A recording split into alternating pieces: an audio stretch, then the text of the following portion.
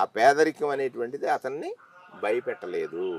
అదే సంక్షేమ పథకాలు కానీ తిరిగి ప్రభుత్వానికి తీసుకొస్తాయని నమ్మకం ఉంటే మన పశ్చిమ బెంగాల్ కావచ్చు, లేకపోతే తమిళనాడు కావచ్చు, మన పక్కనే ఉన్న ఇప్పుడు నిన్న మన కాక తెలంగాణ రాష్ట్రం కావచ్చు, సంక్షేమ పథకాలే తిరిగి ప్రభుత్వాన్ని తీసుకొస్తాయంటే చాలా మార్పులు జరిగినాయి కదా ప్రభుత్వాలు అక్కడ.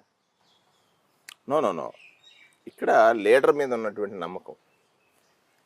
జగన్మోహన్ రెడ్డి గారు సంక్షేమ పథకాలను ప్రకటించారు. నవరత్నాలు 9, 2 పేజీలు మేనిఫెస్టోనే.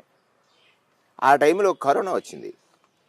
కరోనా వచ్చినప్పుడు ఎక్కడైనా ఒక్క నవరత్నాల్లో ఒక పథకాన్ని మేము ఎస్కేప్ చేశాడు ఆయన? చేయలేదు కదా.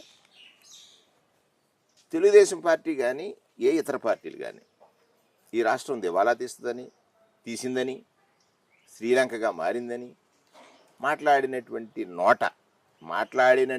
నోట ఈ పథకాలు పంపిణీ చేసి ప్రజల దగ్గర మెప్పు పొందినటువంటి జగన్మోహన్ రెడ్డి గారు ఇవాళ మళ్ళీ వాళ్ళు మాట్లాడుతున్నారు, మేము అడిషనల్గా ఇస్తామని. ఎక్కడి నుంచి ఇస్తారు? అంటే ఇక్కడ ఆదాయ వనరుల గురించి తెలిసి ప్రజలను మోసగించడమే కదా వాళ్ళు చెప్పడం అంటే. ఇప్పటికే మన జగన్మోహన్ రెడ్డి గారి శాసనసభలో కొన్ని పథకాలు ఉన్నాయి. సరే, అమ్మఒడి ఉంది, లేకపోతే ఆరోగ్యశ్రీ ఉంది, పెన్షన్ ఉంది. ఇటువంటి పథకాలు 54,000 కోట్ల రూపాయలు పంపిణీ చేయాలి. ఇప్పుడు చంద్రబాబు నాయుడు ఒక 6 ప్రకటించాడు.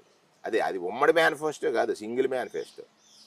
మరి ఏదైతే ఆయనకి జత కట్టినటువంటి పవన్ కళ్యాణ్ గారు ఆలోచించుకోవాలి. ప్రశ్నిస్తానన్నాడు కదా.